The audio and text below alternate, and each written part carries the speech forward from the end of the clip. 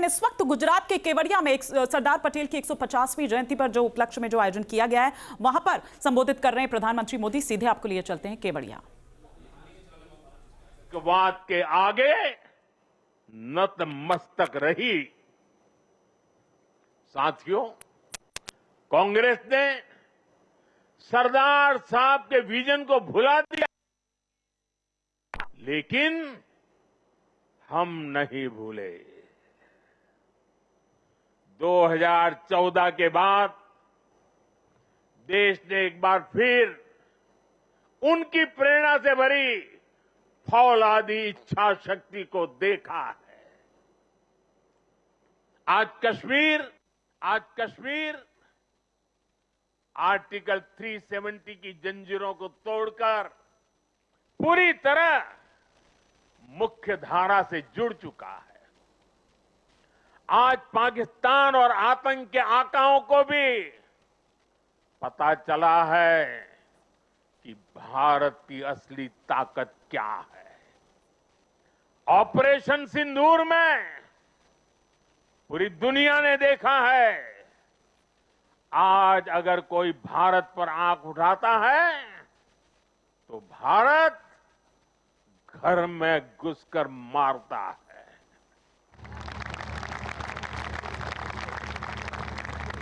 हर बार भारत का जवाब पहले से बड़ा होता है, पहले से ज्यादा निर्णायक होता है।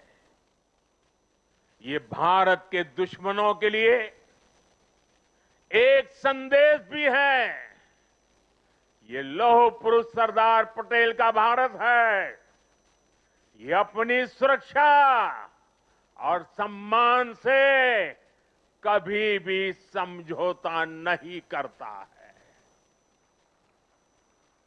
साथियों, राष्ट्रीय सुरक्षा को लेकर पिछले 11 साल में भारत की सबसे बड़ी सफलता है नक्सलवाद, माओवादी आतंक की कमर तोड़ना।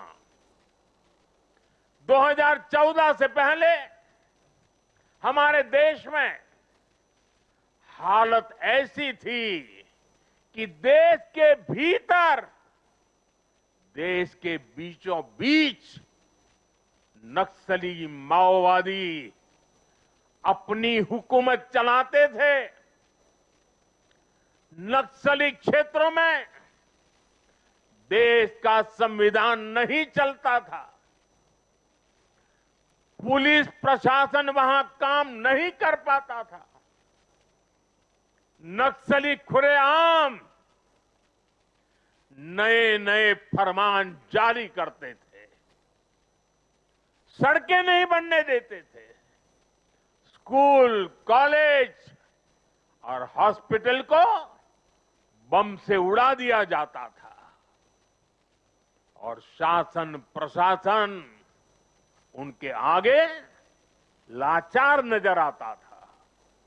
साथियों, 2014 के बाद हमारी सरकार ने नक्सलवाद, माओवादी आतंक पर प्रचंड प्रहार किया। हमने शहरों में बैठे अर्बन नक्सलियों के समर्थकों, अर्बन नक्सलियों को भी किनारे लगाया। हमने वैचारिक लड़ाई भी जीती और नक्सलियों के गढ़ में जाकर उनसे मोर्चा लिया। इसका परिणाम आज देश के सामने है। 2014 के पहले देश के करीब 125 जिले माओवादी आतंक की चपेट में थे। आज ये संख्या केवल 11 बची है और उसमें भी सिर्फ 3 जिलों में ही नक्सलवाद अभी भी कुछ गंभीर रूप से हावी है।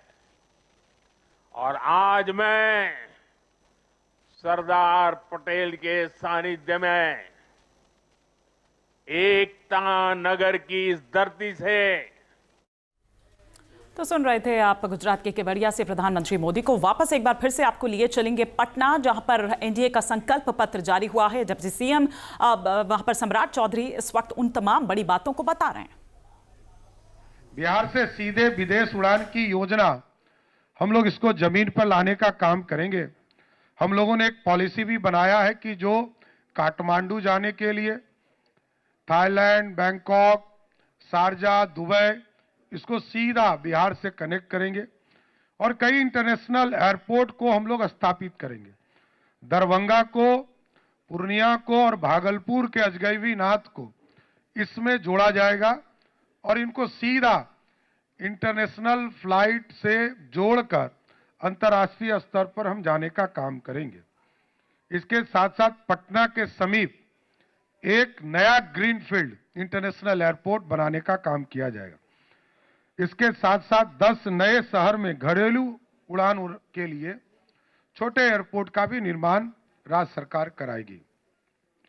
औद्योगिक क्रांति की गारंटी, विकसित बिहार औद्योगिक मिशन के अंतर्गत 1 लाख करोड़ रुपया बिहार की सरकार निवेश करेगी, जो अगले 5 वर्षों में कहीं जमीन उपलब्ध कराना, एक्सप्रेसवे के लिए जमीन उपलब्ध कराना, रेलवे का ट्रैक को पूरी तरह व्यवस्थित करना और डेवलपमेंट विकसित Bihar industrial development master plan की स्थापना करेंगे, जो औद्योगिकरण एवं नौकरियों की नींव रखेगा। 10वां, हर जिले में हम फैक्ट्री लगाएंगे, हर घर में रोजगार होगा, प्रत्येक जिले में मैन्युफैक्चरिंग यूनिट होगा और 10 इंडस्ट्रियल पार्क विकसित करने का काम हम लोग की एनडीए की सरकार करेगा। 11, न्यू एज इकोनॉमी का युग बिहार को जोड़ना।